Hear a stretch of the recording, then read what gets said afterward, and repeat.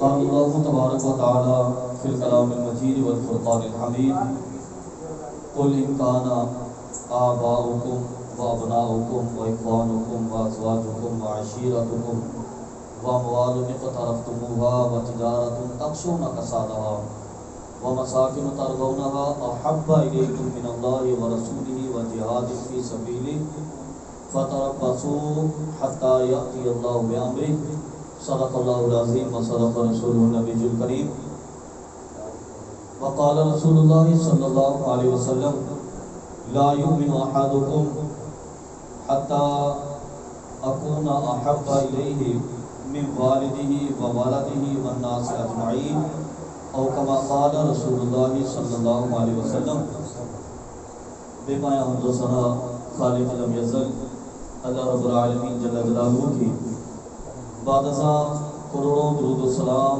محسن انسانیت سرور انبیاء تاجدار مدینہ حضور سیدنا آقا علیہ السلام کی ذات اقدس پر کہ جن کے وسیلہ جلیلہ سے اللہ رب العالمین نے یہ دین مدین عطا فرمایا. الحمدللہ ربیع الاول کی بابرکت ساعتیں جاری ہیں اور اللہ رب العالمین کے فضل و کرم سے آقا علیہ السلام کی محفل میلاد یہاں پر ابراہیم صاحب کے گھر میں منعقد ہوئی. اللہ رب العالمین کی بارگاہ سے دعا ہے کہ اس محفل کا منعقد کرنا اور ہم سب کا شرکت کرنا، آقا علیہ السلام کی بارگاہ میں دعائے عقیدت پیش کرنا، درس وعظ و نصیحت اللہ اپنی بارگاہ میں قبول فرمائے. نبی کریم صلی اللہ علیہ وسلم کی ذات اقدس کے ساتھ محبت ہمارے دین کی اصل ہے. دین کی شروعات نبی کریم صلی اللہ علیہ وسلم کی محبت سے ہوتی ہیں اور پھر اس کے بعد باقی اعمال اس کے دائرۂ اختیار میں آتے ہیں. نبی کریم صلی اللہ علیہ وسلم کے صحابہ دنیا میں عالی مرتبہ اس لیے ہوئے کہ وہ نبی کریم صلی اللہ علیہ وسلم سے حقیقی محبت کرتے تھے. ان کا عشق تھا آقا علیہ السلام کے ساتھ. حضرت سیدنا ابو ذر غفاری رضی اللہ تعالیٰ عنہ ایک حدیث کے راوی ہیں. حضور کی محبت کے حوالے سے میں اسی حوالے سے عرض کروں گا. حضرت ابو ذر غفاری یہ قبیلہ بنو غفار سے تعلق رکھتے تھے. اصل نام ان کا جندب تھا، لیکن جب حضور کی بارگاہ میں آئے نا، مسلمان ہو گئے، تو ذر ان کے بیٹے کا نام تھا، اس کی کنیت سے یہ مشہور ہوئے ابو ذر. اصل نام ان کا جندب تھا لیکن وہ نام لوگ بھول گئے، ابو ذر غفاری یاد رہا. قبیلہ بنو غفار جو ہے نا، یہ اسلام کے لانے سے پہلے ڈاکو ہوتے تھے، لٹیرے تھے، آنے جانے والے کافروں کو لوٹ لیتے. ابو ذر غفاری نے شروع میں تھوڑا سا یہ کام کیا تھا، لیکن پھر ان کی طبیعت اس طرف میل نہ ہوئی. یہ بڑے شریف النفس تھے، شریف الطبع تھے. انہوں نے یہ سارا سلسلہ چھوڑا اور اسلام کے اعلان سے پہلے یہ ایک رب کی عبادت کیا کرتے تھے. اچھا، ان سے ایک دفعہ سوال ہوا کہ جب آپ اللہ کی عبادت کرتے تھے تو منہ کدھر کرتے تھے؟ تو آپ کہتے ہیں بس جدھر رب منہ کروا دیتا تھا، بس جدھر منہ ہوا میں اپنے رب کو یاد کر لیتا تھا. کوئی نام نہیں تھا باقاعدہ دین کا. لیکن ایک مرتبہ انہیں خبر ہوئی کہ مکہ میں ایک ہستی ہے جن کا نام محمد مصطفیٰ ہے اور انہوں نے اعلان نبوت کی ہے. اچھا، انہیں خبر ہو گئی، یہ گئے آقا علیہ السلام کو تلاش کرنے کے لیے مکہ کے اندر. اچھا، یہ چوتھے یا پانچویں مسلمان تھے، ابھی اسلام کا نام اتنا پھیلا نہیں تھا. تو مکے میں جا کے انہوں نے کسی سے پوچھا. اچھا، بدقسمتی سے وہ بندہ بڑا بدبخت تھا، جس سے پوچھا اس نے لوگوں کو بلا لیا، بلا کے پکڑ کے مارا، ٹھیک ٹھاک طریقے سے مارا ان کو حرم کعبہ کے اندر. بہت مارا، اتنا مارا فرماتے ہیں کہ میں لہو لہان ہو کے بے ہوش ہو کے گر گیا اور مجھے کافی دیر کے بعد ہوش آئی اور سبق آ گیا. تو مجھے دوبارہ میں نے کسی سے پوچھا نہیں، تو بیٹھا ہوا تھا میں کعبے کی دیوار کو پکڑ کے. تو فرماتے ہیں کہ ایک نوجوان میرے پاس آیا، اس نے آگے کہا جناب میں نے بڑی دیر سے دیکھا اب یہاں پہ بیٹھے ہیں، آپ مسافر ہیں لگتا ہے، اگر آپ چاہیں تو میں آپ کے قیام و طعام کا بندوبست کر دیتا ہوں، میرے پاس آ جائیں. فرماتا ہے کہ میں چل پڑا. مجھے گھر میں لے کے گیا، وہ اس نے مجھے بٹھایا، مجھے کھانا کھلایا، میرے لیے بستر بچھایا، مجھے سلا دیا. رات ہو گئی، میں نے رات وہاں پہ گزاری. اگلا دن گزارنے کے بعد پھر رات آ گئی. فرمایا کہ میں پھر اسی کے گھر میں سویا، لیکن نصیحت ہی میں نے پوچھا نہیں اسے محمد مصطفیٰ کے بارے میں کہ ہو سکتا ہے کہ یہ کیسا بندہ ہو. فرمایا دوسرے دن کے بعد اس نے مجھ سے پوچھا کہ یار 2 دن ہو گئے تم یہاں پہ بیٹھے ہو، کسی کی تلاش میں آئے ہو، میں نے دیکھا بازار میں کبھی دائیں جاتے ہو, کبھی بائیں جاتے ہو, کبھی اس کو دیکھتے ہو, کبھی اس کو دیکھتے ہو, یہ ماجرا کیا ہے؟ تو ابو ذر غفاری کہنے لگے کہ یار بات بتاؤں, مجھے گھر سے نکالو گے تو نہیں, نکالو گے تو نہیں, کچھ نہیں ہوگا. آپ نے فرمایا کہ یہاں پر ایک شخص ہے کہ جس کا نام محمد ہے, اور اس نے اعلان نبوت کیا, میں اس کو ڈھونڈتے ہوئے یہاں تک آیا ہوں. تو وہ جو میرا کہتے میرا میزبان تھا نا, اس نے اٹھ کے مجھے گلے لگایا. اس نے کہا کہ چلو مبارک ہو, میں اس کا دشمن نہیں ہوں, میرا نام علی المرتضیٰ ہے.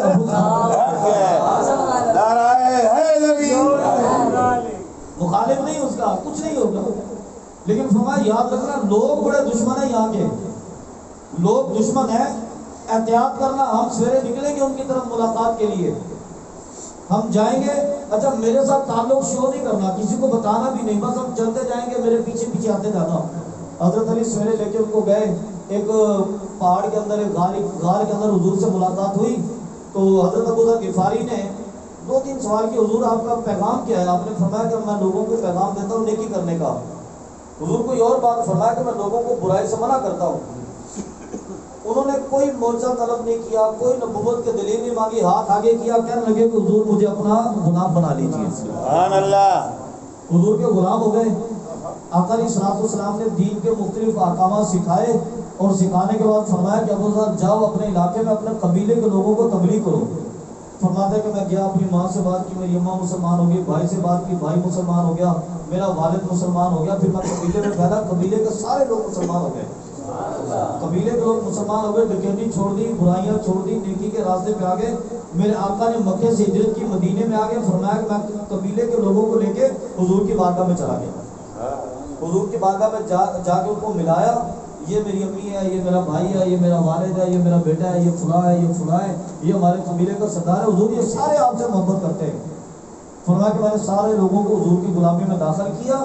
سارے لوگ آقا علیہ الصلوۃ والسلام کے ہاتھوں پر بیعت ہوئے. وہ ابو ذر غفاری, یہ 4-5 صحابی تھے جو مسلمان ہوئے تھے. اچھا ابو ذر غفاری کا یہ بھی کمال تھا, حضرت علی فرماتے نے فرمایا کہ مدینے میں 2 بندے ہیں جو حق بات کہتے ہیں. کتنے؟ حالانکہ بہت تھے کہنے والے, کہ 2 بندے ہیں کہتے ہیں, ایک میں ہوں اور دوسرا ابو ذر ہے. ایک میں ہوں, دوسرا ابو ذر ہے. ابو ذر غفاری جب قبیلے کو لے کے حضور کی بارگاہ میں ہے نا, تو آقا علیہ الصلوۃ والسلام نے ابو ذر کو اصحاب صوفہ میں داخل کر لیا. وہ حضور کا جو مدرسہ تھا, اس مدرسے میں آقا علیہ السلام نے داخل کیا. اصحاب صوفہ میں بھی داخل تھے, یہ حضور سے پڑھتے تھے, شاگرد تھے. یہ حضرت ابو درداء کے ساتھی تھے, حضرت عبداللہ بن مسعود کے کلاس فیلو تھے, یہ حضرت ابو ہریرہ کے کلاس فیلو تھے. یہ آقا علیہ الصلوۃ والسلام سے سیکھتے تھے, قبیلے کو جا کے سکھاتے تھے. ایک مرتبہ انہوں نے نبی کریم صلی اللہ علیہ وسلم کی بارگاہ میں بڑا ہی خوبصورت سوال کیا, بڑا بہترین. ذرا غور سے, توجہ سے ذرا, بڑا بہترین سوال کیا. عرض کی کہ حضور ایک بندہ آپ سے محبت کرتا ہے, بڑی محبت کرتا ہے, آپ سے محبت کرتا ہے, بڑی محبت کرتا ہے, لیکن وہ آپ جیسے عمل نہیں کر سکتا, تو بتائیے اس بندے کا انجام کیا ہوگا؟ تو گویا کہ ابو ذر غفاری نے نا یہ سوال کر کے ہماری مشکل آسان کر دی. ہم تو بڑے ناقص علماء ہیں نا. آقا علیہ السلام نے فرمایا کہ نماز میری آنکھوں کی ٹھنڈک ہے. دعویٰ ہمیں بھی حضور سے محبت ہے, لیکن ہم اپنے حبیب کی آنکھوں کو ٹھنڈا نہیں کر سکتے. فجر کی نماز آتی ہے, ہمیں نیند آ جاتی ہے. ظہر کی نماز ہوتی ہے, ہمارے کاروبار ہوتے ہیں. عصر کی نماز ہوتی ہے, گھر کے سودے لینے ہوتے ہیں. مغرب کی نماز ہوتی ہے, بچوں کے ساتھ. عشاء کی نماز ہوتی ہے, بھوک لگی ہوتی ہے. ہم جناب نماز نہیں پڑھتے, ہمیں اپنے محبت ہے حضور کے ساتھ, لیکن اپنے حبیب کی آنکھوں کو ٹھنڈا نہیں کر سکتے. تو انہوں نے ایک سوال کیا, سوال کر کے گویا کہ انہوں نے ہمارا مقدمہ اللہ کے حبیب کی بارگاہ میں رکھ دیا. عرض کی یا رسول اللہ صلی اللہ علیہ وسلم, بتائیے گا کہ کوئی شخص جو آپ کے ساتھ محبت کرتا ہو, بے پناہ محبت کرتا ہو آپ کے ساتھ, لیکن وہ آپ جیسے عمل نہیں کر سکتا, بتائیے اس کا انجام کیا ہوگا؟ تو میرے کریم آقا نے ابو ذر کو پکڑا. فرماتے ہیں کہ مجھے حضور نے پکڑا, اپنے بازو میں اپنے ساتھ لگایا, اور فرمایا کہ ابو ذر, جسے میرے ساتھ محبت ہے نا, اور جسے اللہ کے ساتھ محبت ہے, تو یاد رکھنا کل بروز قیامت اللہ تبارک و تعالیٰ تمہیں اسی کے ساتھ ملائے گا جس سے تم محبت کرتے ہوگے. تم جس کے ساتھ محبت کرتے ہوگے نا, اللہ تمہیں اسی کے ساتھ ملا دے گا. ابو ذر کہتے ہیں کہ میں جلدی سے کھڑا ہوا, میں نے کہا حضور خدا کی قسم مجھے آپ کے ساتھ محبت ہے اور اللہ کے ساتھ محبت ہے, ہمیں آپ کے ساتھ محبت ہے. تو آقا علیہ السلام نے فرمایا کہ تسلی رکھو ابو ذر, تمہیں محبت ہے نا حضور کے ساتھ, تو اللہ رب العالمین تمہیں قیامت کے روز حضور کی بارگاہ میں پیش کرے گا. ہر بندہ یہ تصور کر لے، ہر بندہ یہ سوچ لے کہ وہ کس کے ساتھ محبت کرتا ہے۔ آپ اپنے محبوب کا تصور ذہن میں لائیں اور اس کے بعد اپنے انجام کی فکر کر لیں۔ آپ یہیں پر بیٹھے، ایک چھوٹا سا آئینہ میں نے آپ کو دے دیا، آپ اپنا فیصلہ کرنے کے کل بروز قیامت ہمارا انجام کیا ہوگا۔ صحابہ کرام نے بتایا کہ حضور کے ساتھ محبت ہوتی کیسے ہے۔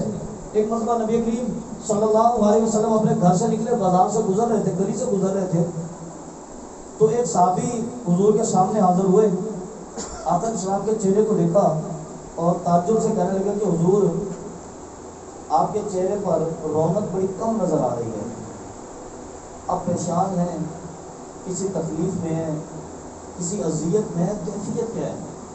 تو میرے آقا نے فرمایا کہ یار کافی دن ہو گیا گھر میں روٹی نہیں پکی تو میں نے کھانا ہی نہیں کھایا۔ فقر کی یہ کیفیت تھی، روٹی نہیں پکی، میں نے کھانا ہی نہیں کھایا، بڑے دن ہو گئے۔ تو فوراً سارے کام چھوڑے دوڑے، کہتے ہیں کہ میں نے اپنے گھر میں دیکھا کچھ بھی کھانے کے لیے نہیں تھا۔ اپنے گھر کی بھی حالت ہے، کھانے کے لیے کچھ بھی نہیں ہے۔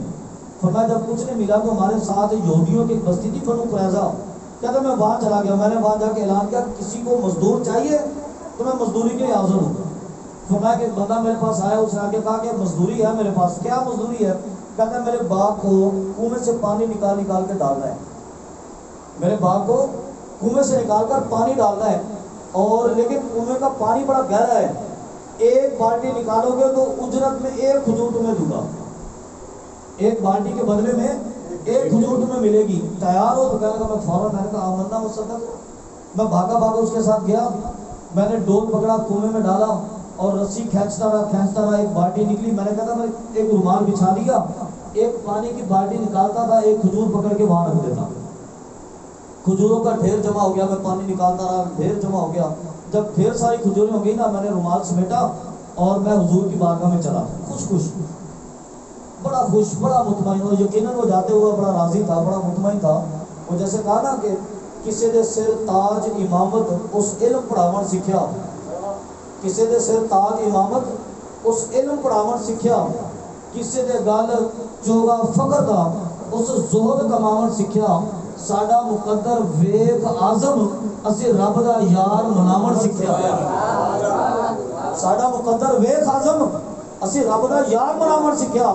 بڑا خوش، بڑا مطمئن، کھجوروں کا ڈھیر اکٹھا کیا، حضور کی بارگاہ میں جا کر آقا علیہ السلام کی بارگاہ میں رکھا اور کہتا کہ حضور کھائیے، بھوکا خود بھی ہے، گھر میں کھانے کو کچھ نہیں ہے، لیکن سرکار کھجور اٹھا کے کھاتے ہیں، پیٹ اس کا بھرتا ہے، مطمئن اتنا ہے۔ آقا علیہ السلام نے کھجور منہ میں ڈالی، آپ نے کھائی اور فرمایا کہ کہاں گئے تھے؟ عرض کہ حضور مزدوری کرنے گیا تھا۔ آقا علیہ السلام نے اس کا ہاتھ پکڑا، سرکار نے اس کا ہاتھ پکڑا اور سرکار اس کے ہاتھ کو چھیڑ رہے تھے۔ فرمایا کہ تکلیف ہوئی ہے نا بڑی، رسیاں کھینچتے رہے ہو، رسیاں کھینچتے رہے ہو محبوب کو کھجوریں دلانے کے لیے، تکلیف ہوئی ہوگی۔ فرمایا کہ حضور نے میرے ہاتھ کو پکڑا، میرے ہاتھ کی ٹھنڈک کو حضور کے پکڑنے سے میرے دل کے اندر آئی۔ میں نے عرض کیا کہ یا رسول اللہ صلی اللہ علیہ وسلم یہ میرا مقدر ہے کہ میں نے آپ کے لیے کیا۔ آقا نے فرمایا کہ تجھے کس چیز نے مجبور کیا تھا؟ اللہ کے بندے کیوں کیا تو نے اتنی سخت مزدوری کی، کس چیز نے مجبور کیا تھا؟ عرض کی حضور ہمیں کوئی مجبور کر سکتا ہے؟ مجھے آپ کے عشق اور محبت نے مجبور کیا تھا۔ سبحان اللہ یا رسول اللہ، مجھے آپ کے عشق اور محبت نے مجبور کیا تھا، ساڈا مقدر ویخ آزم اسے رب دا یار مناون سیکھیا۔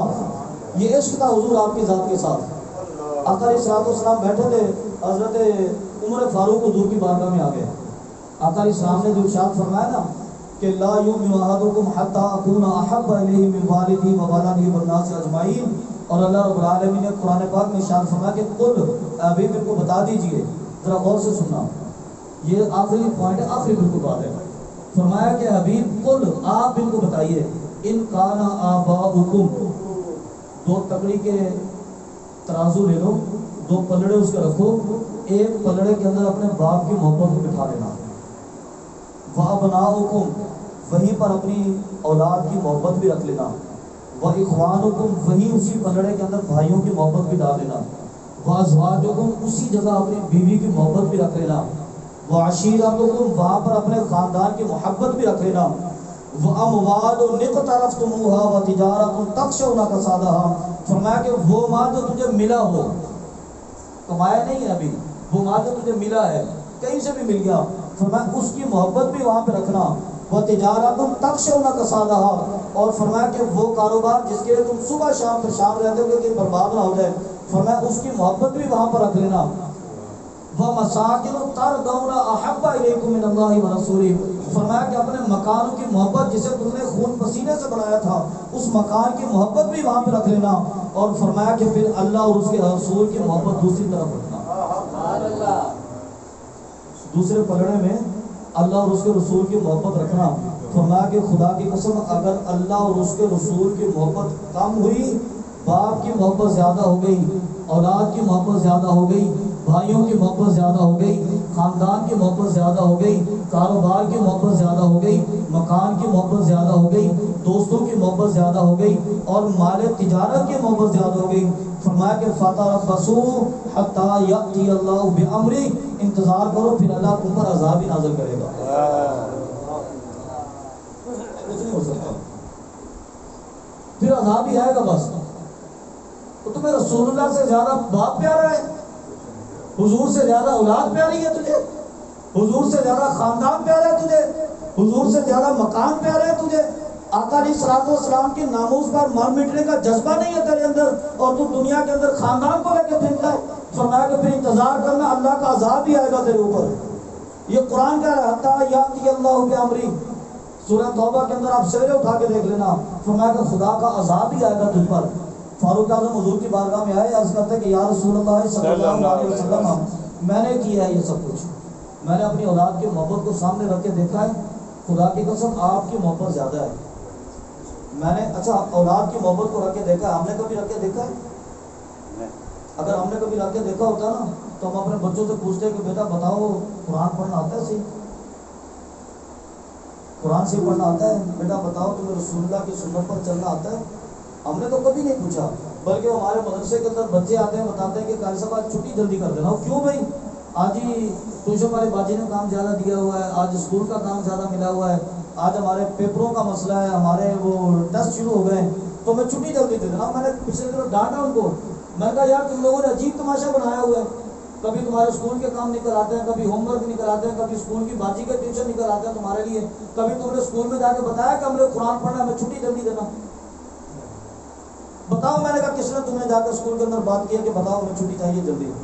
کبھی تم نے ٹیوشن سے چھٹی کی؟ بلکہ میں بتاؤں کہ لوگ ہمارے پاس آتے ہیں کہ حضرت وہ مدرسے کا ٹائم ذرا چینج کر لیں، ٹیوشن پہ بچے جاتے ہیں تنگ ہو جاتے ہیں، تو کبھی ٹیوشن والے سے جا کے تم نے کہا کہ مدرسے کی وجہ سے ہمارے بچے تنگ ہوتے ہیں، آپ اپنا ٹائم چینج کریں؟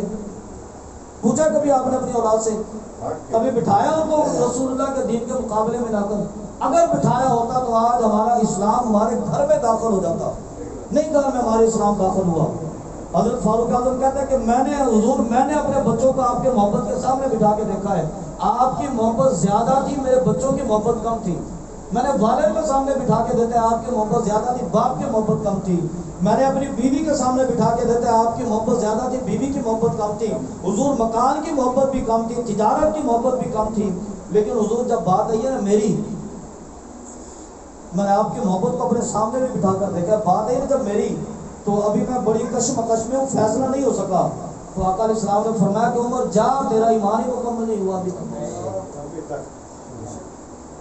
اولاد کی محبت حضور سے زیادہ ہے، لیکن یہاں پر معاملہ برعکس ہو گیا، حضور آپ کی محبت زیادہ ہے، حضور بیوی سے بھی زیادہ میں آپ سے عشق کرتا ہوں، ماں باپ سے زیادہ آپ سے محبت ہے، تجارت سے زیادہ آپ سے محبت ہے، سوسائٹی سے زیادہ آپ سے محبت ہے، خاندان سے زیادہ آپ کے ساتھ محبت ہے، لیکن حضور اپنے بارے میں ابھی فیصلہ نہیں ہو سکا، تو آقا علیہ السلام نے فرمایا کہ جاؤ اٹھ جا، تیرا تو ایمان ہی مکمل نہیں ہوا۔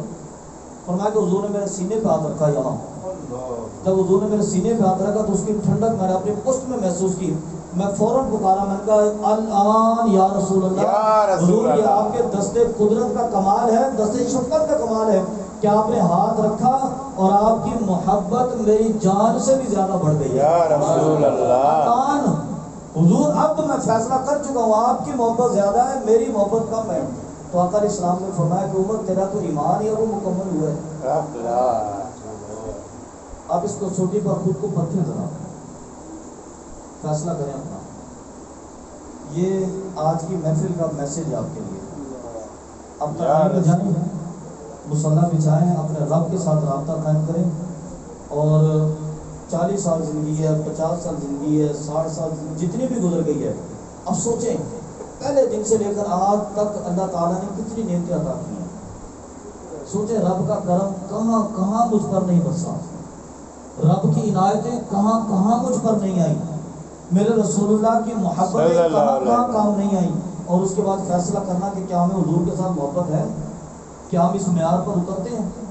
अगर उतर गए तो आप यकीन माने कामयाब हो गए, नहीं हुए ना अगर, तो अपने आप को इस म्यार पर उतारिए, आप फिर कामयाब होंगे। अल्लाह ताला हमें आका इस्लाम की ज़ात के साथ मोहब्बत की तौफीक अता फरमाए। आमीन।